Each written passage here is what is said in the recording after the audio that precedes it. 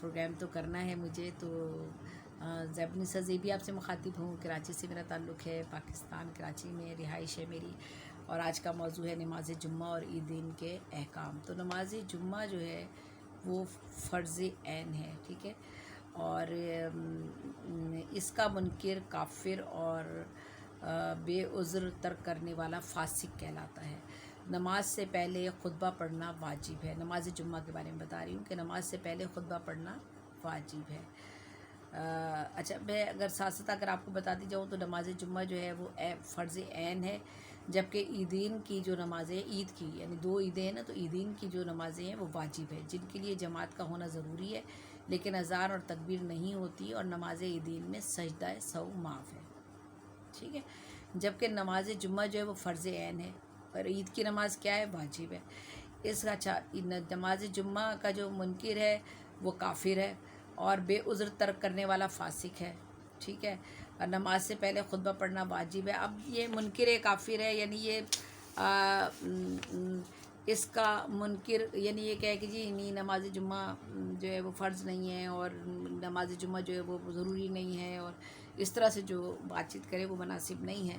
اس کے لیے کہا گیا کہ بے عذر اگر وہ خواہ ترک کر رہا ہے نماز جمعہ کو تو وہ فاسق کہلاتا ہے، اور نماز سے پہلے خطبہ پڑھنا واجب ہے، اور جو ہے جبکہ عیدین کی جو نماز ہیں اس میں عید کی جو نمازیں ہوتی ہیں، جو دونوں عید ہوتی ہیں، اس میں نماز کے بعد خطبے ہوتے ہیں جو سنت ہے، ٹھیک ہے، عید کی نماز کے بعد خطبے ہوتے ہیں اور وہ سنت ہے، جبکہ جمعے کی جو نماز ہوتی ہے اس میں نماز سے پہلے خطبہ پڑھنا ہوتا ہے اور سننا ہوتا ہے، اور وہ واجب ہوتا ہے۔ تو امام کے سوائے کم از کم 3 مقتدیوں کا ہونا ضروری ہے۔ جب نماز جمعے کی نماز ادا کر رہے ہیں تو ایک تو امام آپ کا ہونا چاہیے، اور کم از کم 3 اس کے پیچھے نماز پڑھنے والے ہونے چاہیے۔ وہ تو مسجد تو پوری بھری ہوئی ہے ماشاء اللہ سے، ہمارے یہاں تو ہوتی ہے، لیکن اگر کبھی ایسی صورت ہوتی ہے کسی جگہ پر تو نماز جمعے کی نماز ہے تو ایک آگے پڑھانے والا امام ہو اور 3 اس کے مقتدی ہونے چاہیے۔ اچھا، اس کے علاوہ پہلی اذان تو حضور کے زمانے سے جاری ہے، البتہ دوسری اذان حضرت عثمان کے زمانے سے شروع ہوئی، لہٰذا یہ بھی سنت ہے، اور خطبہ غیر عربی زبان میں پڑھنا صائبین کے نزدیک درست نہیں۔ خطبہ غیر عربی زبان میں پڑھنا صائبین کے نزدیک درست نہیں، لیکن امام صاحب کے نزدیک خطبہ ادا ہو جائے گا، مگر مکروہ تحریمی کے ساتھ۔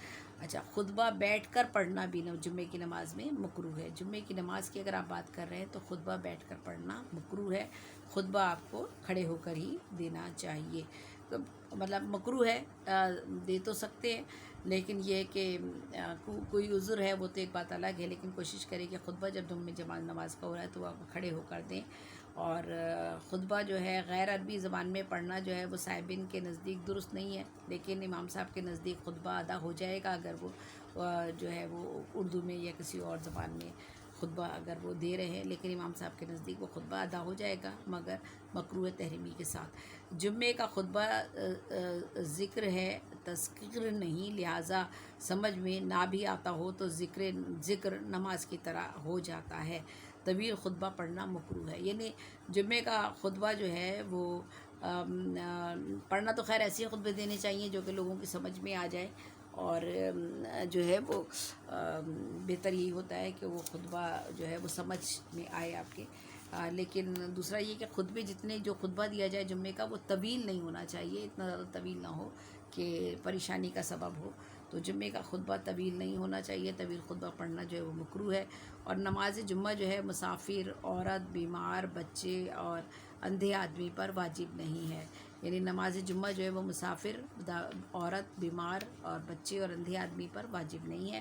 عورت کے تو جمعے کے بجائے گھر پر ہی جو ہے وہ نماز ادا کرتی ہے جمعے کی، ظہر پڑھنا بہتر ہوتا ہے، عورت جو ہے وہ گھر میں ظہر کی نماز پڑھ لیتی ہے، اس کے لیے جمعے کی نماز جو ہے وہ پڑھنا جو ہے وہ نہیں ہے کہ وہ جائے نماز پڑھے جمعے کی نماز۔ تو اگر کوئی شخص بلا عذر جمعے کے روز گھر پر ظہر پڑھ لے تو نماز تو ہو جائے گی لیکن مکروہ ہوگی، یعنی جمعے کی نماز کے لیے کوشش کرنی چاہیے کہ مسجد چلا جائے، اگر کسی عذر کے اگر عذر کے لیے پڑھ رہا ہے پھر تو کوئی بات نہیں ہے، لیکن اگر بلا عذر وہ گھر میں ہی پڑھ رہا ہے تو پھر اس کی نماز مکروہ ہوگی، جمعے کی نماز کے لیے مسجد جانا زیادہ بہتر ہے۔ اچھا، اگر کوئی شخص نماز جمعہ کے تشہد یا سجدہ سہو میں بھی شریک جماعت ہو گیا تو گویا اس کا جمعہ ادا ہو جائے گا. یعنی اگر تھوڑا سا دیر ہو گئی ہے، اگر کوئی شخص نماز جمعہ کے تشہد یا سجدہ سہو میں بھی شریک جماعت ہو گیا تو گویا اس کی جمعہ اس کا ادا ہو جاتا ہے. اور جس کی جمعہ قضا ہوا اسے چاہیے کہ اکیلا ظہر پڑھے اور جماعت نہ کرے. تو جمعے کی نماز کے لیے یہ چیزیں ضروری ہیں. اور جب نماز عیدین کی اگر ہم بات کریں تو میں دوبارہ سے بتاتی ہوں کہ عید کی جو نمازیں ہیں وہ واجب ہیں. جمعے کی نماز فرض تھی، عید کی نماز واجب ہے. اور جن کے لیے جماعت کا ہونا ضروری نہیں ہے عید کی نماز کے لیے، اور اذان اور تکبیر اس میں نہیں ہوتی عید کی نماز میں. اور نماز عیدین میں جو ہے وہ سجدہ سہو معاف ہے. اور عید کی نماز کے بعد خطبے ہوتے ہیں جو سنت ہیں، اور جو احکام جمعے کے ہیں وہی عیدین کے بھی ہیں. یعنی اس حوالے سے کہ پہلی اذان تو حضور کے زمانے سے جاری ہے، البتہ دوسری اذان حضرت عثمان کے زمانے سے شروع ہوئی، لہٰذا یہ بھی سنت ہے. تو یہ جو ہے یہ اور یا امام کے سوا کم سے کم 3 مقتدیوں کا ہونا ضروری ہے. تو جو احکام جمعے کے ہیں وہ عیدین کے ہیں. اور عید کی نماز کا وقت آفتاب 1 یا 2 نیزہ بلند ہونے سے لے کر زوال سے قبل تک ہوتا ہے. عید کی نماز کا جو وقت ہے وہ آفتاب 1 یا 2 نیزہ بلند ہونے سے لے کر زوال سے قبل تک ہوتا ہے. ٹھیک ہے، یہ یاد رکھیے گا عید نماز کا. اور طریقہ نماز تو یہ آپ کو پتہ ہی ہے کہ نیت ہے عید کی نماز کا. جو ہے نیت آپ پہلے کریں گے 2 رکعت نماز جو ہے واجب نماز عید الفطر یا عید الاضحیٰ کا نام لیں گے. 6 زائد واجب تکبیرات ہے. اس امام کی اقتدار میں کہہ کر تکبیر تحریمہ یا تکبیر جو ہے استفاء یعنی اللہ اکبر کہہ کر ہاتھ باندھ لیں. اس کے بعد جو ہے سبحانک اللہم آخر تک پڑھ کر 2 مرتبہ پھر تکبیر تحریمہ کی طرح کانوں تک جو ہے ہاتھ اٹھا کر جو ہے نیچے چھوڑ دیں. پھر تیسری مرتبہ بھی تکبیر تحریمہ کہتے ہوئے ہاتھ اٹھا کر ہاتھ باندھ لیں. اور امام جو ہے سورہ فاتحہ اور ضم سورت ادا کرے گا یا پڑھے گا. اللہ اکبر کہہ کر رکوع اور سجدے کر کے قیام کرے، اور اس طرح 1 رکعت ہو جائے گی. دوسری رکعت میں امام سورہ الحمد اور ضم سورت کے بعد 3 مرتبہ جو ہے تکبیرات کانوں تک ہاتھ لے جا کر آپ پھر وہ چھوڑ دیں، اور چوتھی تکبیر بغیر ہاتھ لگائے کہتے ہوئے رکوع اور پھر سجدے میں چلے جائیں. گویا یہ 6 تکبیرات زائد واجب ہے. تو عیدین کی نماز کس طرح سے ادا کرنی ہے اور نماز جمعہ کس طرح سے ادا کرنا ہے میں نے اس بارے میں بھی آپ کو بتایا ہے. اس کے علاوہ پھر میں بتاتی ہوں کہ ہر 2 تکبیروں کے درمیان 3 تسبیحوں کی مقدار خاموش رہے. نماز عید الاضحیٰ کے بعد تکبیرات تشریق واجب ہیں. عید الفطر میں عیدگاہ جاتے ہوئے راستے میں آہستہ آہستہ تکبیریں پڑھیے، لیکن عید الاضحیٰ میں کسی قدر بلند آواز سے تکبیریں کہنا مستحب ہے. عرفہ یعنی 9 ذی الحج کی نماز فجر کی نماز سے 13 ذی الحج کی عصر کی نماز کے بعد تک 1 مرتبہ زور سے کہنا واجب ہے. اور جو ہے تکبیرات تشریق جو ہے فرض نماز کے بعد ادا کی جاتی ہے، یعنی اللہ اکبر لا الہ الا اللہ اور اللہ اکبر الحمدللہ. یہ جو تکبیرات ہیں یہ آپ نے جو تکبیرات تشریق ہیں یہ فرض نماز کے بعد آپ نے ادا کی جاتی ہیں. اور تشریق کے معنی ہے غیر گوشت بھوننے کے یہ جو ہے آپ نے قربانی کے دن سے یعنی 10 ذی الحج ہے، یعنی قربانی کا دن سے مراد یعنی قربانی کا دن یعنی 10 ذی الحج. اور نماز عید کے مسائل کیا ہے کہ اگر کوئی شخص ایسے وقت پہ پہنچا کہ امام جو ہے وہ تکبیریں کہہ کر قرأت کر رہا ہے، ٹھیک ہے، قرأت کر رہا ہے تو یہ شخص نیت باندھ کر فوراً تکبیریں کہہ لے. اگر کوئی شخص ایسے وقت پہ پہنچا کہ امام رکوع میں ہے تو ایسی صورت میں اگر یہ توقع ہو کہ تکبیرات کہہ کر رکوع میں شامل ہو جائے گا تو تکبیرات کہہ لے.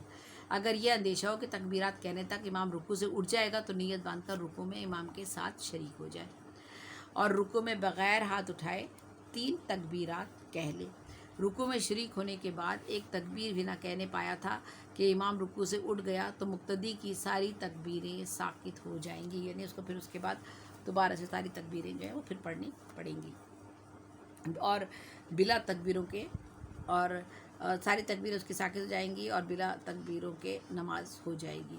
اگر کوئی شخص ایک رکعت کے بعد نماز میں شریک ہوا تو دوسری رکعت امام کے ساتھ پڑھ کر امام کے سلام پھیرنے کے بعد اپنی چھوڑی ہوئی رکعت اس طرح پڑھے کہ پہلی قرأت پڑھے، بعد میں 3 تکبیرات کہہ کر رکوع وغیرہ کرے۔ عید کی نماز سے پہلے کسی جگہ بھی اور نماز عید کے بعد عیدگاہ میں نفل پڑھنا مکروہ ہے۔ اگر دونوں بھی رکعتیں نہ ملیں یا بعد میں شریک ہو تو امام کے سلام پھیرنے کے بعد حسب قاعدہ تکبیروں کے ساتھ نماز پڑھ لے۔ اگر امام تکبیریں کہنا بھول جائے تو رکوع میں بآواز بلند تکبیرات کہے لیکن ہاتھ نہ اٹھائے۔